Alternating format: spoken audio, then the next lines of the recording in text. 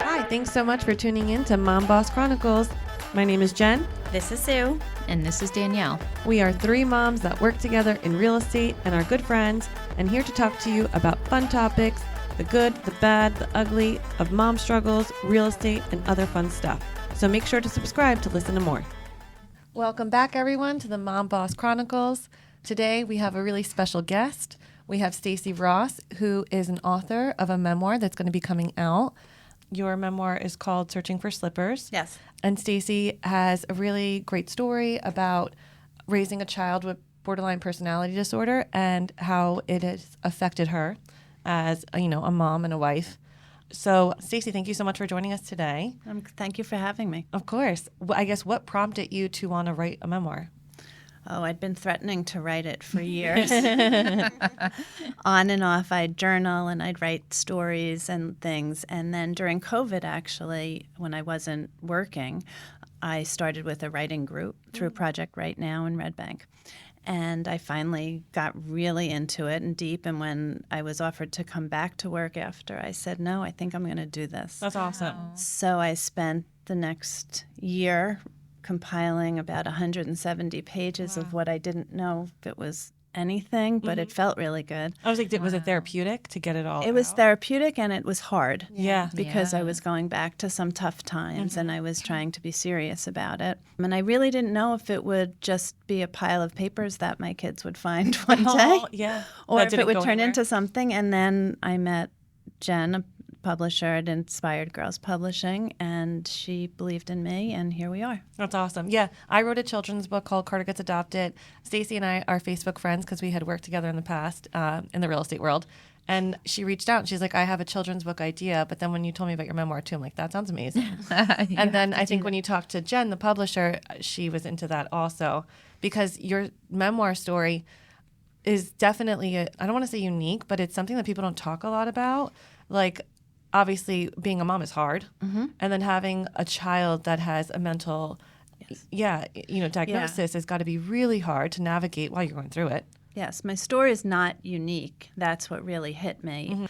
As we started talking more about what my story was to different outlets and people, the response has been overwhelming. I mean, to put it, is that people wanted to tell me their stories. Oh, yeah. And I just realized they want an outlet. Totally. I've joined Facebook A safe groups. space, and, right? Yeah. Like, yeah. Yeah. Taboo more than anything, right? Yes. Which is very You're making sad. yourself vulnerable in a sense, no? Like, Yes, right. you yeah. are. You're the very thing, especially as a mom or a caregiver, the very thing that's your job. Yeah. And you feel like you're failing at it very often. I know.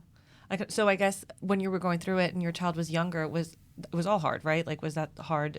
It was very hard. Yeah. Yes. Molly at the time started showing signs very early. The time when I really knew that something was off was when she was 5 years old and I had 2-year-old twins at home also. Wow. And I realized it was easier to be with them than her. Wow. And I knew that just didn't make sense. Yeah. And she was displaying odd behavior. It wasn't, you're very careful to say, is this normal? Is this just, the present you get from being a mother? Yes.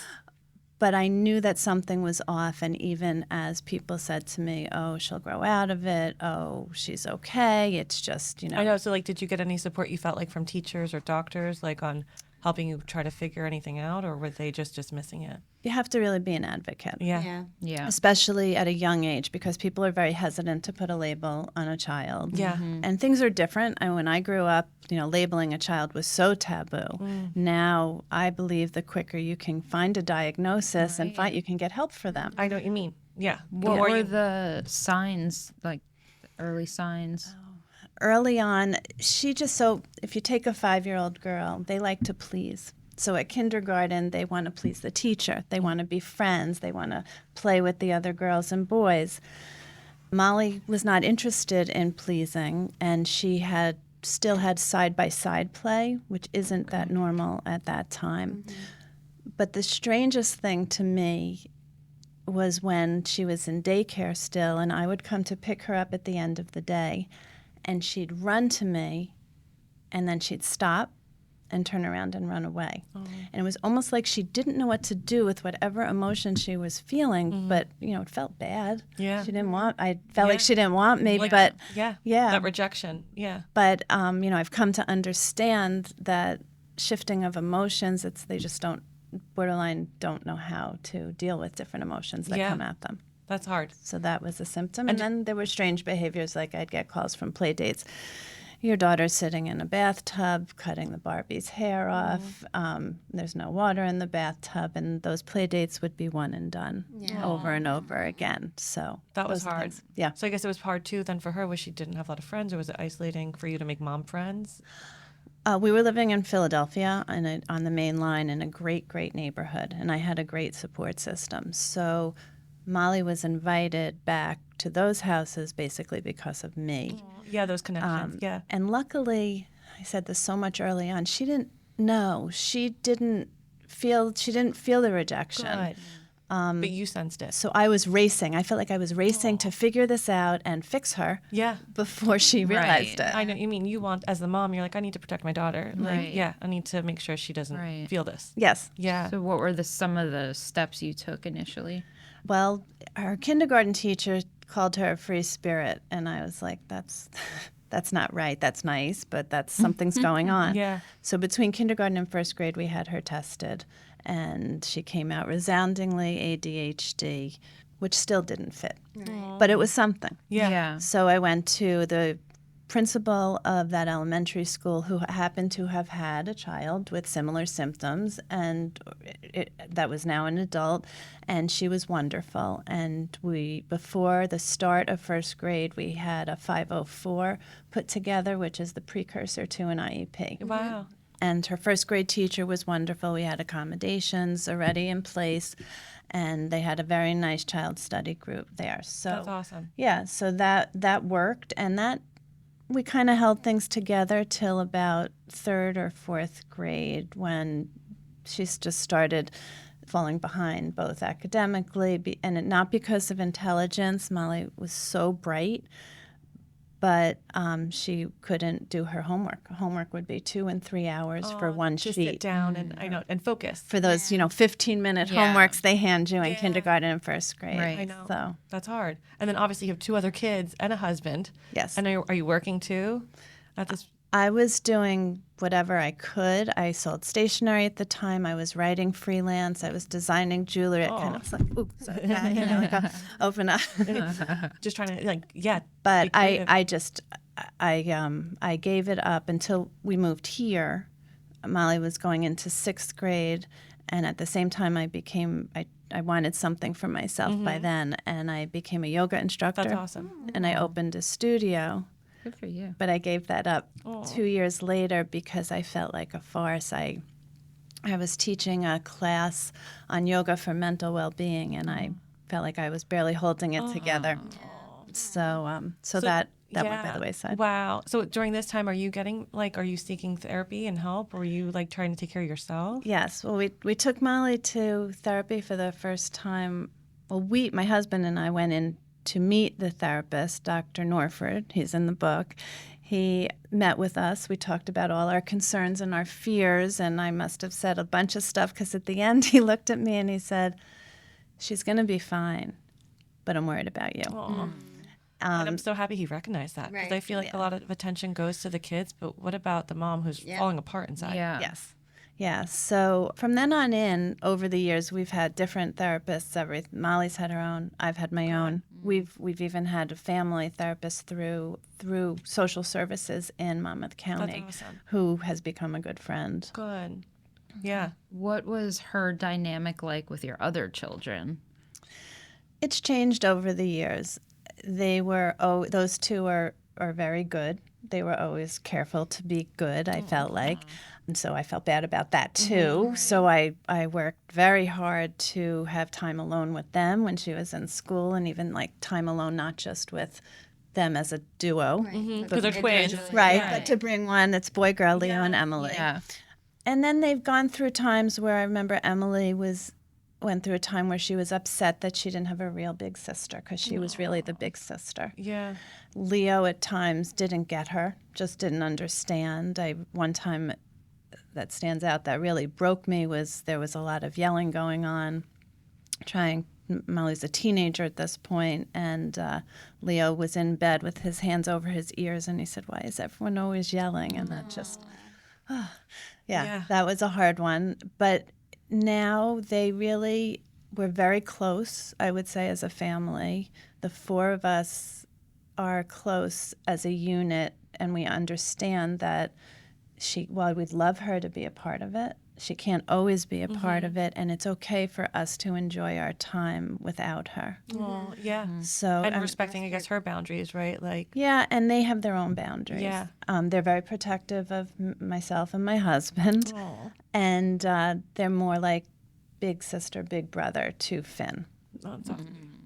Yeah, that's awesome. And that's what Molly goes by Finn now. Okay, Just to yeah. clarify that. And I guess it's like having to honor that journey, right? Of, their personality, whatever they're going through, and being a mom and trying to honor your journey and trying to figure everything out, and, being that figurehead for your family. Yes. It's a lot to keep It together. is. One of the best parts was when they both left for school. I used to worry that they'd never want to come home.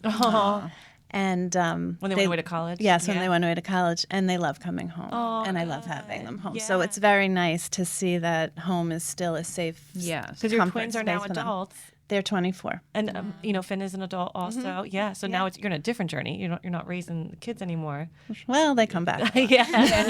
Yeah. Oh, I need my laundry done. Yeah. Mom, I'm in between apartments. Yeah. Oh. So I guess this journey for you for motherhood, do you feel like in ways it was like waves of different emotions? Yeah, I felt like that I wasn't really grown up when I became a mother, and that's why the book is really a coming of age story for me. And I felt like I had an idea in my head of what my life was going to be like, and I was going to, kill myself to make it fit that mold until I just couldn't anymore. And then what?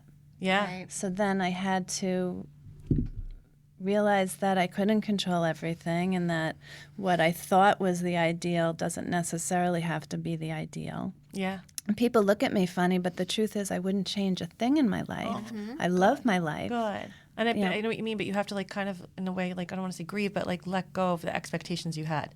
100%. And and as scary as that is, doesn't it feel good once you finally Yeah. It's almost, in some ways, sometimes it's laughable, like something will happen now.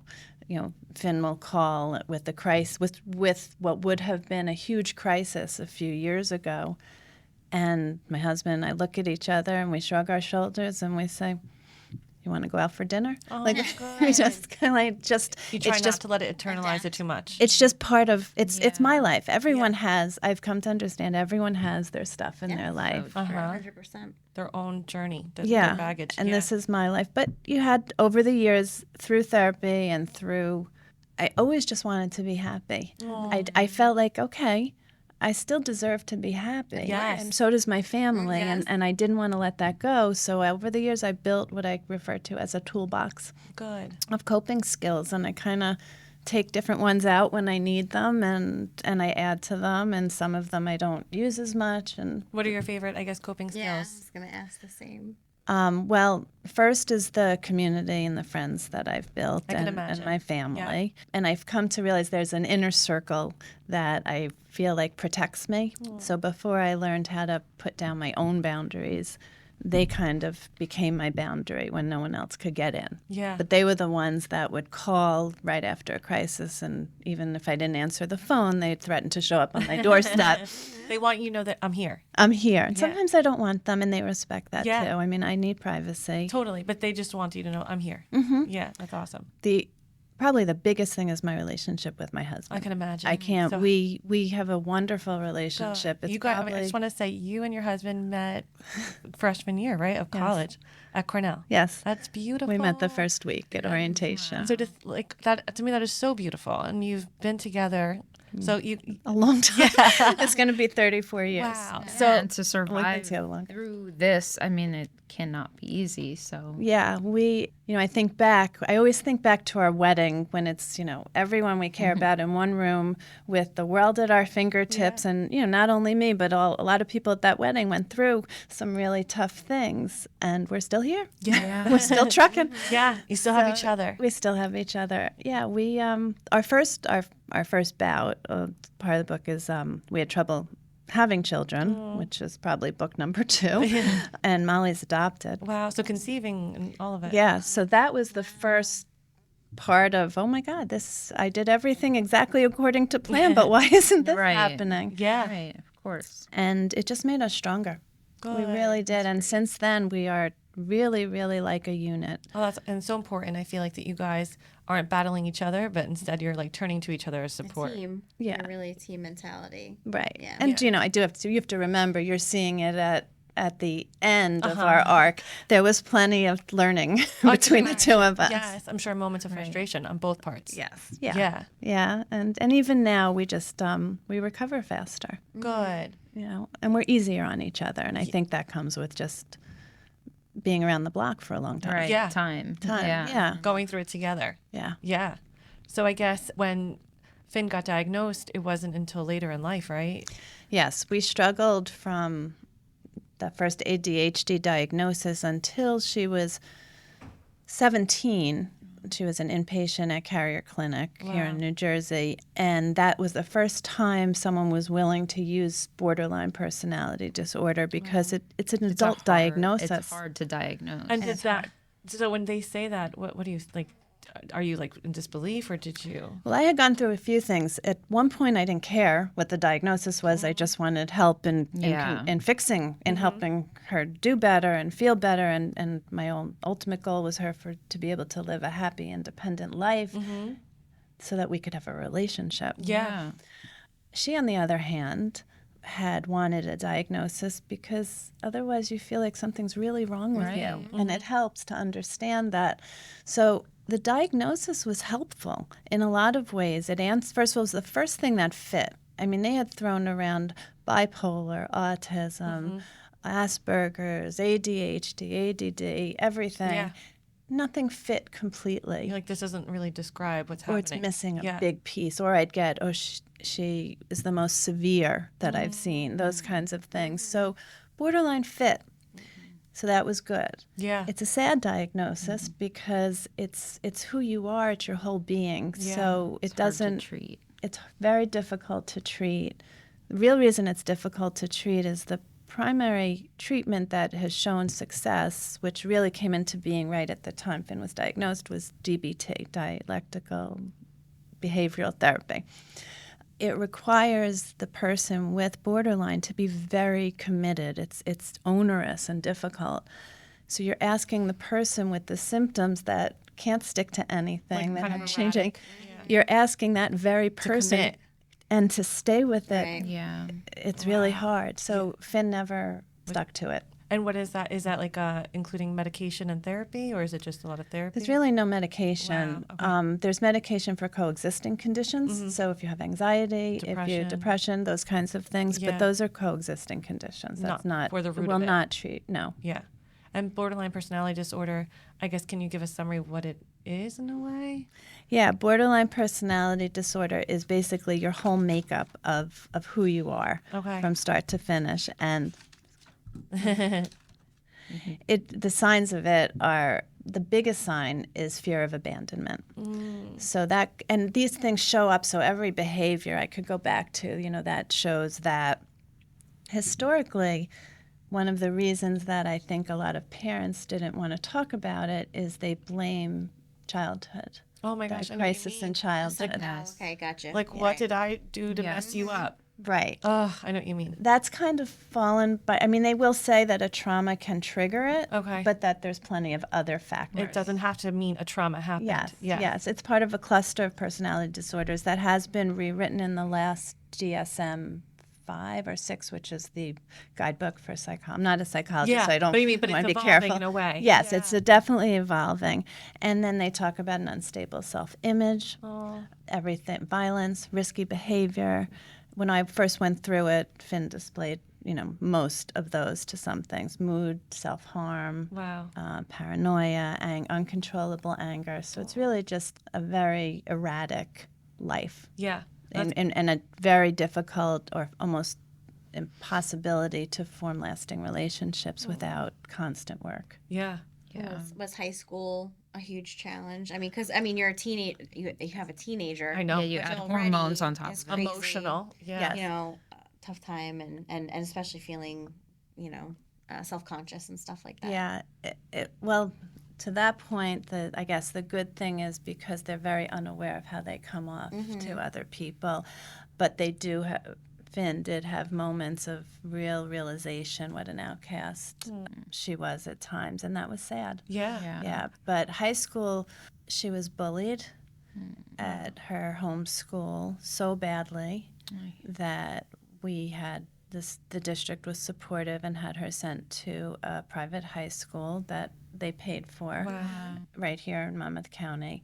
And we thought that was great. We thought we found a solution and everything was going to be good. And what was shocking was when the principal said to us that even in that population, I'm going to refer to her as Molly because she was still Molly at this time, even in that population, she was more severe than others. Wow. So even there, she had trouble fitting in. Yeah. And that became hard, and she became very distant at that time. Oh. Yeah. So that was a very, very difficult and erratic and loud time in my house. Yeah. I can't even imagine. Yeah. Yeah. Was there ever any violence towards your other kids or you No, but guys there or was anything? fear of it. Yeah. There were times that we locked our doors.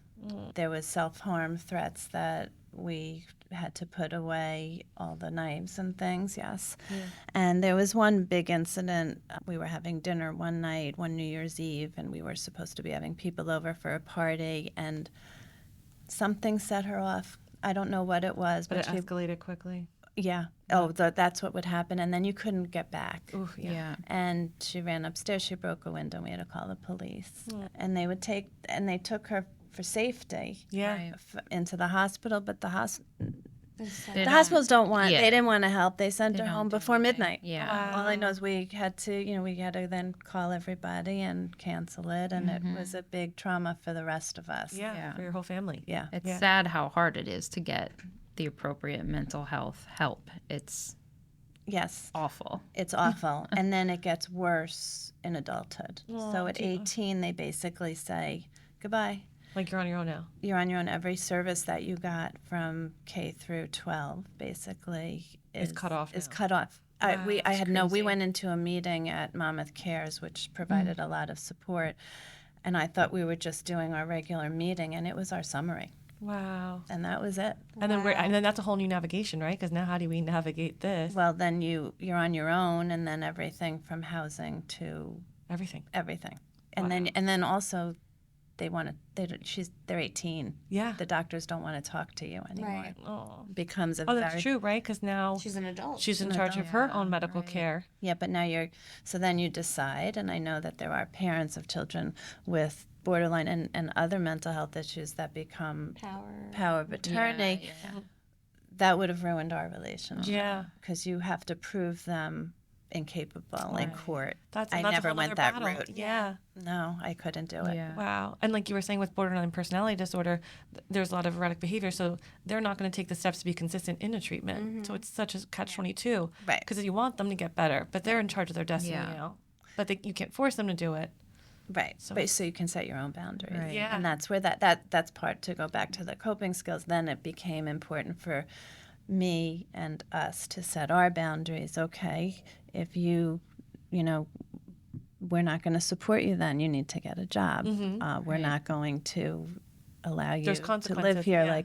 And it's very difficult because the erratic behavior and the mood swings come with the good side, with the promises and the begging and the I need you and I love you and it's all you want. Of course. Yeah.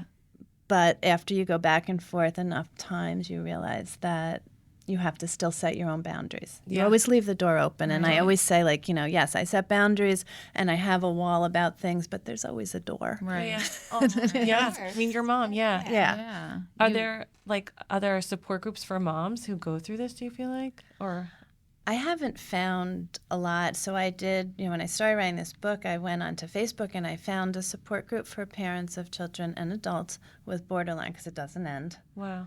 Was heartbreaking. And I'm part of that group, and I Yeah. actually put out there that I was writing the book, and the response was wonderful. But And that's probably my across the story country? over and over. It's all over the world. So nothing like local where you can meet other or talk to. There are some. I never did it. Yes, there are some support groups. There's NAMI, which is National Association of Mental Illness, so that's not strictly for borderline. They do some wonderful things. There's the Mental Health Association of New Jersey and Monmouth County Oh, that's awesome. that do some things.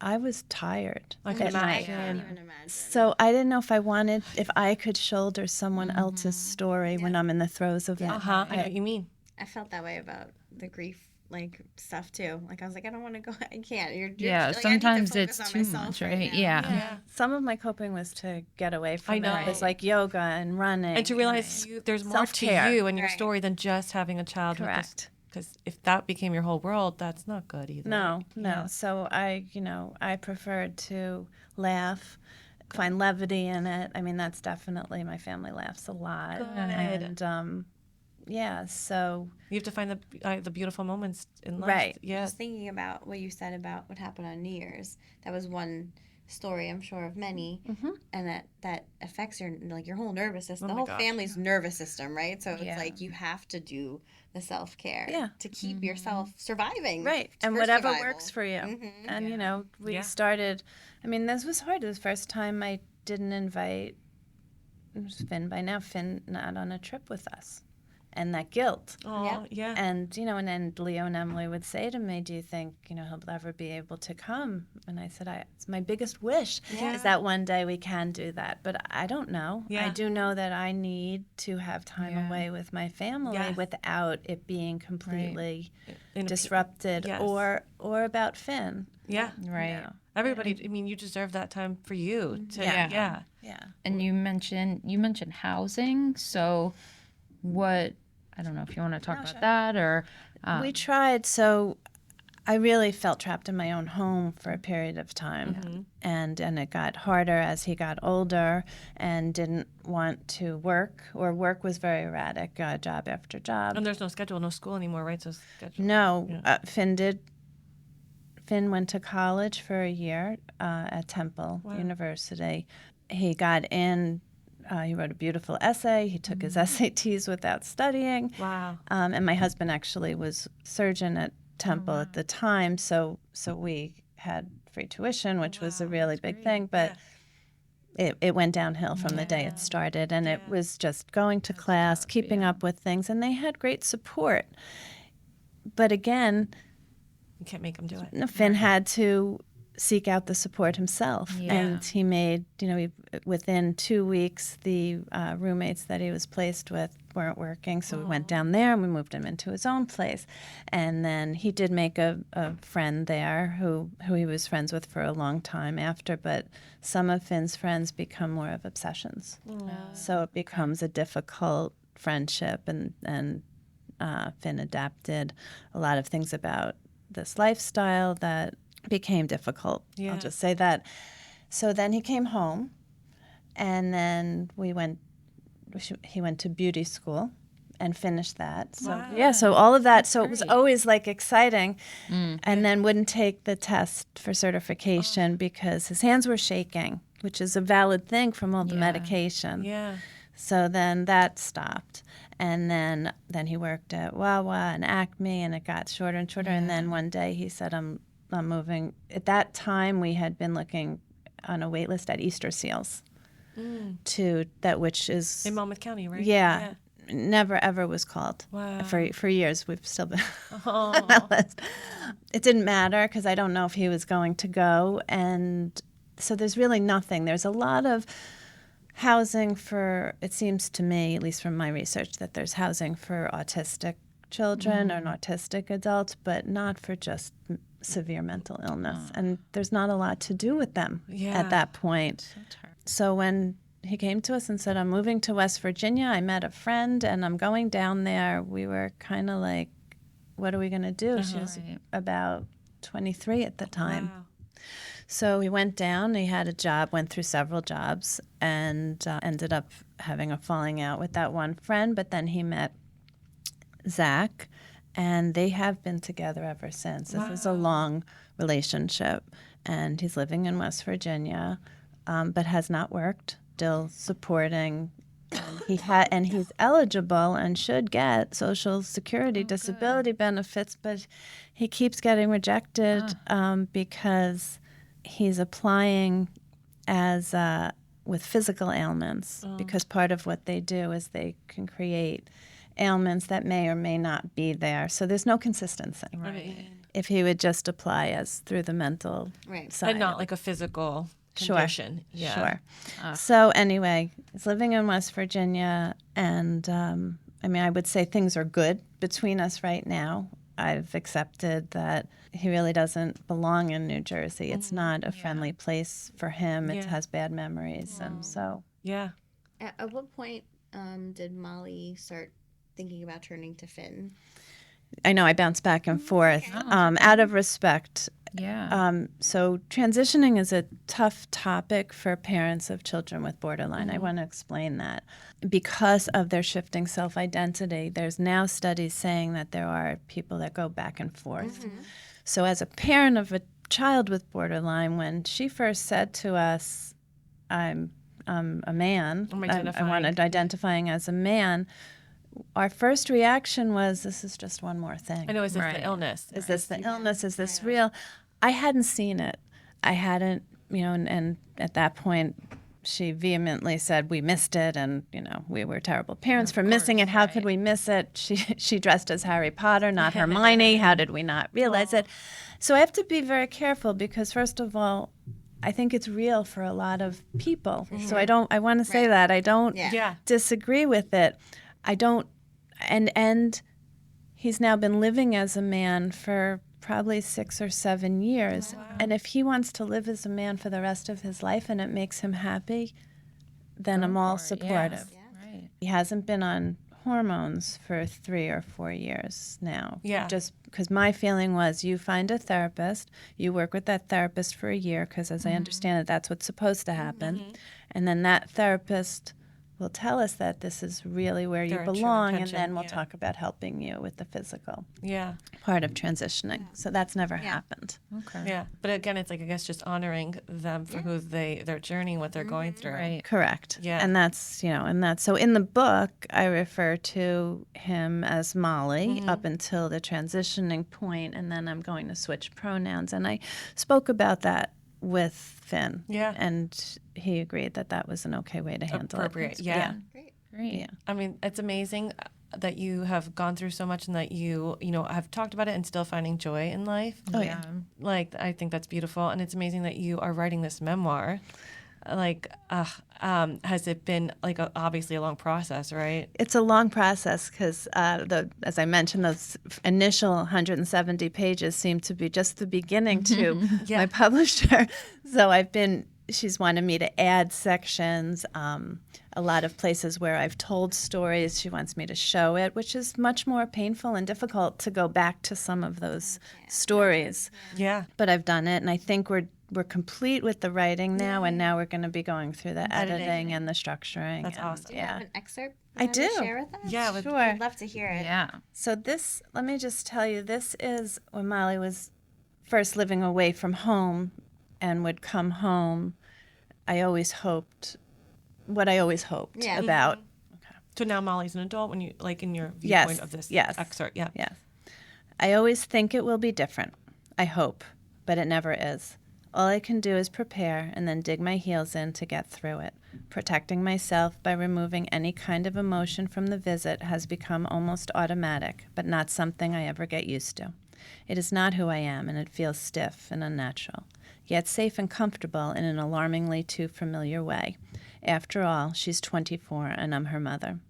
I get ready for her visit by reviewing the boundaries I've set up and making empty promises to myself about maintaining them. Like a sleepwalker, I go through the motions, remaining as numb as possible, thinking how sad it is to feel the need to lock up valuables, change the garage codes, and replace the new white quilt with an old worn-out comforter is just too painful. Before I know it, she arrives. Like a tornado, she blows into the house, her cone of destruction immediately creating chaos. The air feels heavier, and I'm almost dizzy, trying to maintain a semblance of order. She arrives mid-sentence, her own nerves palpable.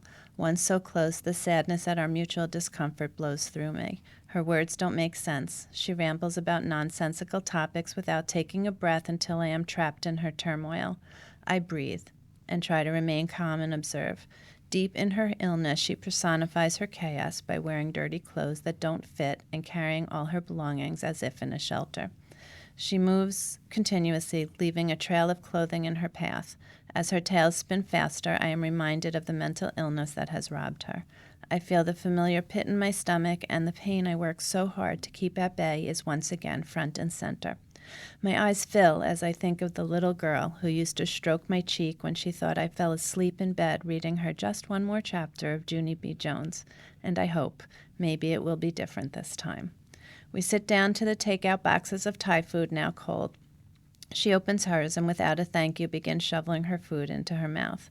I can smell her from my seat, but I bite my tongue. Instead, I paste on a smile and listen to her tales, trying to make a connection I still yearn for. I listen to Howie and the twins asking her polite questions, feeling the crunch of those familiar eggshells beneath our feet. Before long, I feel the tendrils of exhaustion, and my hope that this time would be different quietly shifts to hopes that the visit will pass quickly and without incident. Wow. So- That was, thank you for being so vulnerable. Like, I could Yeah. feel your pain as a mom when you reference her being younger. Yeah, And- that's Yeah. Yeah. I could see the table sitting Yeah. down, you know. Yeah. and- Yeah. yeah. So that's at a time when she's deep in her illness. And I could feel how hard it is for you Yeah. and the family, everybody walking on eggshells and just, Yeah. yeah. So, yeah. I mean, thank you for sharing that story because I feel like so many women go through this. They feel alone. And then obviously to hear your story, to know I'm not alone, is just going to help so many people. That's what I'm hoping. I'm hoping to create a conversation and then continue that conversation because we hear so much now, especially post-COVID, how mental illness has grown in our children and our schools. So if you think about it, with every child that has any kind of mental illness, there's a mom or a caregiver back Right. there struggling. And Yeah. I thought about it at the beginning of school. That's drowning. Yeah. And getting ready for everything is heightened. Yeah. Every stressful event in a life of a mom without that's stressful enough Right. is heightened. I mean, as I'm getting ready for Thanksgiving right now, I think about what it used to be like. Yeah, like your nervous system, like Sue was saying, like what, you know. Yeah, it's definitely. Yeah. Do you have Finn over for the holidays? This is the first year in years that he's coming with Zach, but the boundaries are clear. We put him up in a hotel. Okay. He's not allowed to sleep in our house anymore, and he's invited for Thanksgiving dinner. And we talk about it. It's not adverse. It's not confrontational when we talk about it. We're very open with each other. Good. It's not just to protect me and my family. It's also so that he can be successful. Yeah. Right. Right. know. Right. Don't to set him be up an for individual, failure. you know. Yeah, it's hard and stressful for a person with borderline to act in a normal, what we consider a normal social Setting. structure. Right. So to have, every time, think about if you walk up to a group of people, how simple, or, maybe you have some anxiety, but to say hello and become part of the conversation. It's impossible for them. It is so difficult. I can only equate it to someone with alcoholism, that every single day they have to struggle with maintaining their sobriety. Yeah. Every single day, someone with borderline has to struggle with maintaining and keeping their relationships and keeping themselves so that they fit into a society that doesn't accept Right. these behaviors that are part of their makeup. And that's a struggle. Yeah. Wow. So. And thank you for bringing awareness, because I feel like we hear so much about other mental illnesses, depression, bipolar. Well, just like the quick, diagnosis of ADD or Yes. ADHD, that's just an easy Well, thankfully quick steps. you were involved enough and you really got pushed for the right diagnosis, because like we said, this is a hard one to diagnose, and I think it's easy for people to just kind of let it go and let it just click a different label that this Right. kind of fits, Right. and then push Yeah. it off. Right? And you have to stay on it in the schools, and you have to, what I give, I do get calls from people. I'm kind of that friend. Oh, are you worried about your child? Let me give you Stacy's number. Oh, because you've talked, I'm sure, a lot. Yeah, to other lots of people. Yeah. So, you have to be, when they're younger, you have to be their advocate as much as possible, because and I've always gone at it from we're both on the same page. We're trying to help Molly and then Finn be successful, so why not give her the supports? And in middle school, the first time she threatened suicide and went into the hospital, it was because the trigger was something about homework. Something small. Something small. Yeah. And she never had trouble with her classes. Yeah. And I looked at the principal in the meeting after she was out of the hospital, and I said, why does she need to do homework right now? Can't we? And, teachers most of them were 100% on board. There was one teacher that was like, well, because everyone else has to. And I'm hoping now I'm not in the schools, and maybe you guys, I think the schools are a little bit more supportive and Yeah. accommodating with things like that. Seems as though so far, Yeah, so things are evolving. Good. So I hope, and I feel like this is the right time for this conversation Oh, too. yeah, especially after COVID, because everybody does talk about the mental illness. Yes. And I feel like we need to keep talking about it, keep brainstorming ways to make it better for the children, ways to make it better for the parents, way to make it better for society. Yeah. Yeah. And it's not a life sentence for unhappiness. Yes. Oh my gosh. And because I love that you said you could still find joy with going away and being with your husband. Yeah. Yeah. And I'm looking forward to Thanksgiving. I'm really excited to see Finn. Yay. We've been talking every day, and That's awesome. great. And writing your book, and I think it's so beautiful. thank you. Did you go to Cornell to write? Is that what you studied there? Yes Have and you no. always been a writer? No, I went. I have always been a writer. I have always written. I went to Cornell. I majored in human development and family studies, and then There you go. and halfway through, I became mostly a communications major. Cool. Okay. And then I did marketing and a lot of website development and freelance writing and things over the years. And the last thing I did before COVID is I was doing freelance marketing for small businesses. Right. So my last job, I was working for a friend who owns a private investigative firm, and that was fun. So I was doing Really so I was doing her blogging and that's website. That's and, really cool. so that was fun.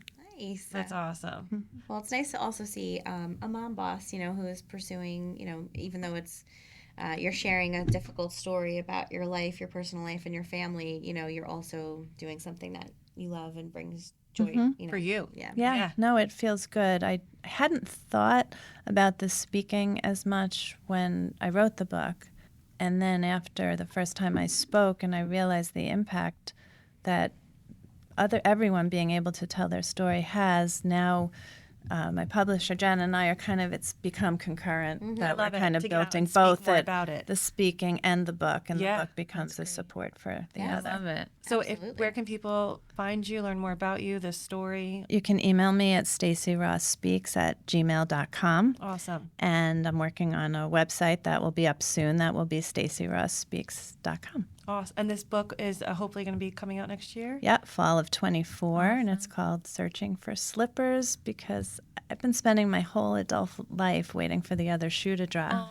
It was always a heavy, big boot. I was right, it did drop. So now I've always been searching for more lightness. I love that. Now when it drops, it's just a little bit lighter. Yeah. I love that. And you've adapted. Thank you for being so vulnerable and open today and sharing your story. We really appreciate it. Definitely. Thank you so Yeah. much. Thank you Thank- so much. Thank you for having me. Yeah. Thank you all for listening. Make sure to like and subscribe. We'll talk to you soon.